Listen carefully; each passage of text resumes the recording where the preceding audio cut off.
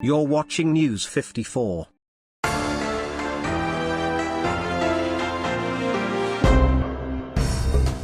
President Uhuru Kenyatta today addressed the nation while marking the Labour Day celebrations, which were held under tight COVID-19 measures at State House.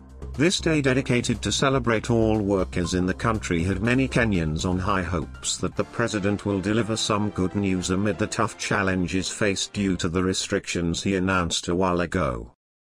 During his speech, Uhuru took the opportunity to acknowledge the efforts of 𝙏𝙝𝙖𝙣 Investments, who have been supplying masks and PPEs, as he congratulated them for seizing opportunity to make investments.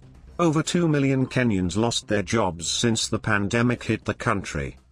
The president announced that cessation of movement to the 5 zoned areas now lifted, while curfew hours have also been shifted back to 10 p.m. These 5 counties can now be free to access from anyone in the country.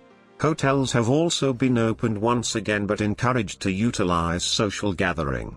All education institutions to open according to the calendar issued by the Ministry of Education. All bars to operate until 7 p.m. without much. Here is the highlighted speech. The zoned areas comprising of the counties of Nairobi, Machakos, Kiambu, Kajiado and Nakuru, it is directed that the cessation of movement into and out of the zoned areas be and is hereby lifted. 2. That the hours of curfew in the zoned area are revised to commence at 10 p.m. and end at 4 p.m. with effect from midnight on this day of May 2021 until otherwise directed. 3. That in-person and congregational worship shall resume in strict fidelity to the guidelines issued by the Interfaith Council and the Ministry of Health.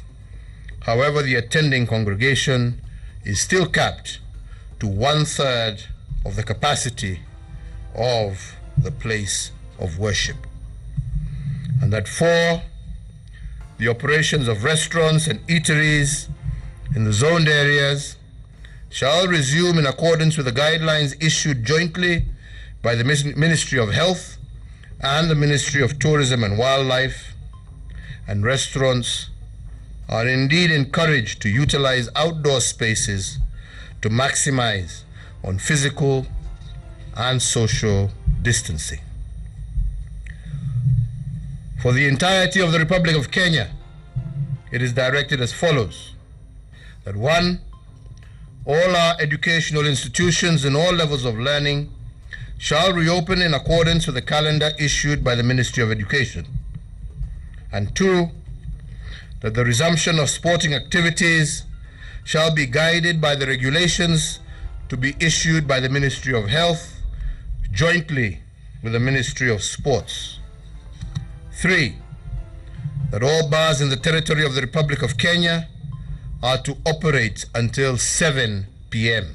And I repeat, 7 p.m. 4, all employers and enterprises are encouraged to allow their workers to work from home, with the exception being with respect to employees working in critical or essential services that cannot be delivered remotely. And 5, that all hospitals are directed to limit the number of visitors for hospitalized patients to 1 visitor per day, to 1 visitor per patient per day.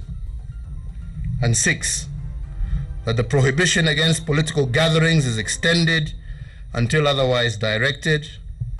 And 7, that all other containment measures and guidelines that are not expressly set out in this address remain in force and shall be enforced dutifully. Fellow Kenyans, these measures that we institute today and all other interventions that the government has made over the last 14 months are geared towards responding to the unprecedented health threat that has gripped the world.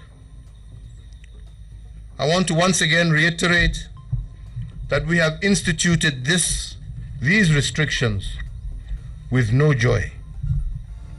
However,